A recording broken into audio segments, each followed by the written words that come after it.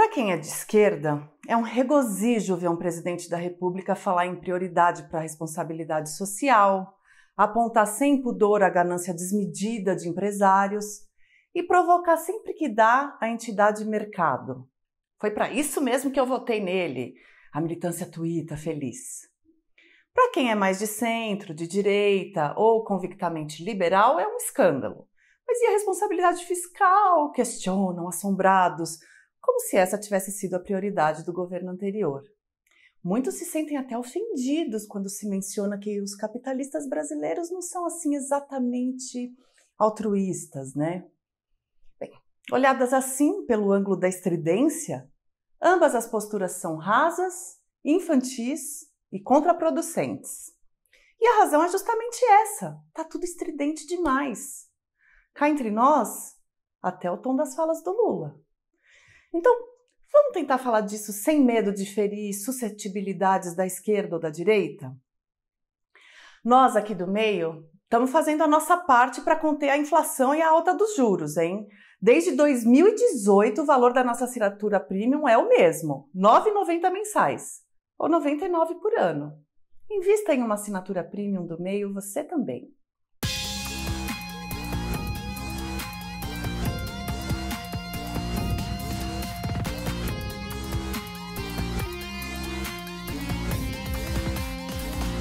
Essa não é uma coluna de economia, eu trato de política. Então não esperem que eu discuta centro da meta da inflação, taxa de juros, ou se quem está certo são os desenvolvimentistas ou os liberais ou até os neoliberais.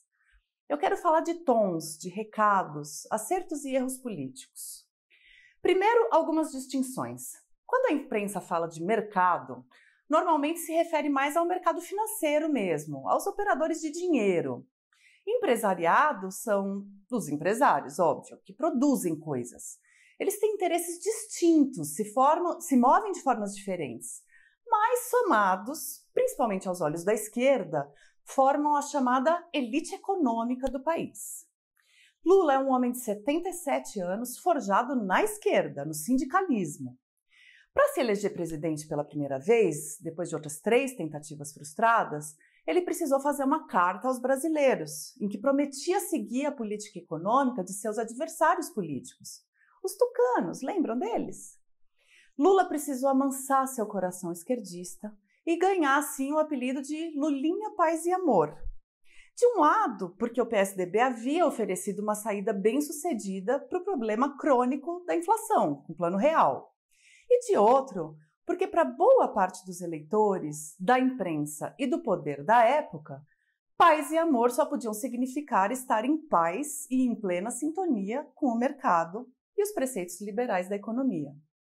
Bom, em seus 2 governos lá atrás, Lula conciliou, em alguma medida, essa política econômica que o mercado e o empresariado aceitavam, e não sem vários momentos de turbulência, com a política social de esquerda e desenvolvimentista que era sua bandeira. Ele criou o Bolsa Família, mas tinha o Henrique Meirelles. Distribuiu recursos para países aliados à esquerda com o BNDES, mas também para grandes empresários.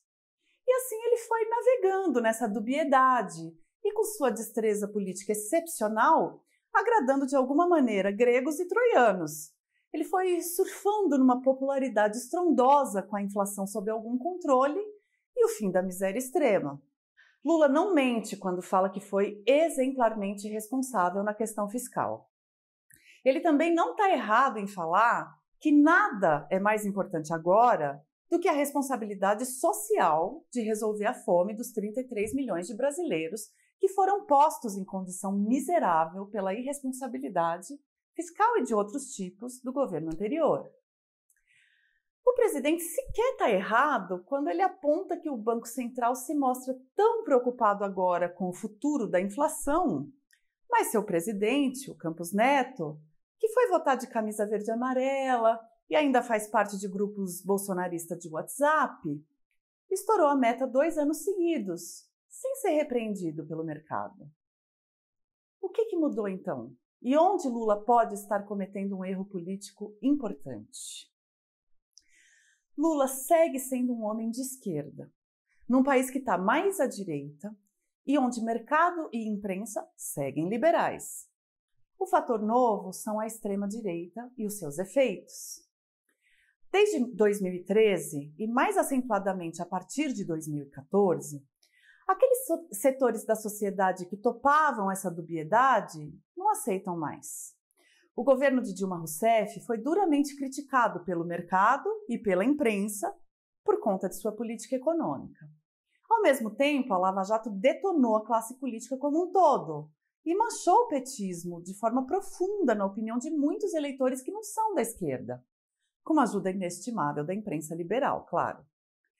Assim, a extrema-direita encontrou um caminho tanto na política quanto na economia, se agarrando ao discurso liberal, ainda que não praticando muitas de suas diretrizes. A imprensa até desembarcou do Paulo Guedes em alguma medida, mas o mercado não. Para Guedes, sempre houve o espaço de uma segunda chance, de ele faz o que pode. Claramente não há a mesma disposição com Lula. E ele pode se ressentir disso o quanto ele quiser, mas esse é um fato e que não tende a mudar, não. Os horrores dos 4 anos de bolsonarismo fizeram muita gente diferente se unir em torno de Lula quando ficou claro que nenhum candidato mais liberal, mais palatável ao mercado, seria aceito pelos eleitores. A gente até pode ficar aqui numa discussão tola sobre quem deve ceder mais. Se são os liberais e conservadores não bolsonaristas que apoiaram Lula, que devem ceder ao fato de que ele é um presidente de esquerda e topar sua política econômica nessa corrente, ou se Lula deve ceder ao fato de que sem esse apoio não teria sido eleito e fazer uma política econômica cheia de paz e amor liberal. É um dilema de Tostines que Lula parece querer conciliar, montando uma equipe que tem Simone Tebet, Fernando Haddad e Geraldo Alckmin de um lado e Aloysio Mercadante do outro. Aqui o jogo pode até funcionar. Medidas liberais em algumas frentes, mais à esquerda em outras, e o presidente navegando numa dubiedade se começar a ter resultados positivos. Agora, o que não vai ajudar com certeza é Lula ficar instigando o que distingue os dois lados, todo dia, num tom bem pouco amigável. Campos Neto é indicado pelo bolsonarismo e mostrou bem pouca autonomia política até aqui, sem dúvida. Agora, Lula se ajuda falando dele sempre como esse cidadão, meio desrespeitosamente, e dando sinais ambíguos sobre se vai mexer ou não na autonomia do BC? Nope. O mercado financeiro é amoral, muitos de seus operadores têm uma visão política deturpada e mirim, e agem estritamente visando lucro sem qualquer preocupação com a ascensão da extrema-direita ou de miseráveis? Ou é possível para Lula prescindir dos investidores? Ou ficar testando sua reação às custas da estabilidade econômica de que precisa para promover a sua agenda social? De forma alguma. Boa parte do empresariado ficou abraçadinho com o bolsonarismo até o último instante e está prontinho a reembarcar nas aventuras da extrema-direita que favoreçam seus caixas?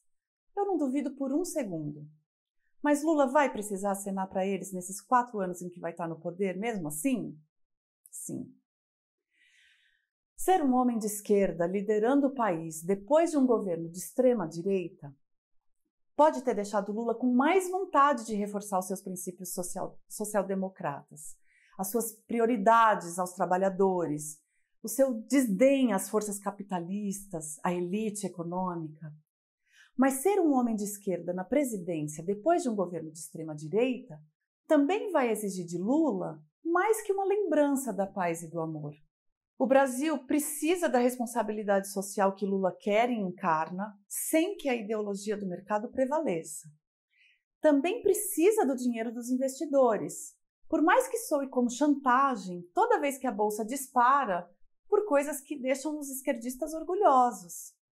No fim, é essa frente ampla que a gente precisa construir de uma vez, sob risco de deixar a extrema-direita e essa estridência a que eles nos obrigaram a nos acostumar voltar a governar o país.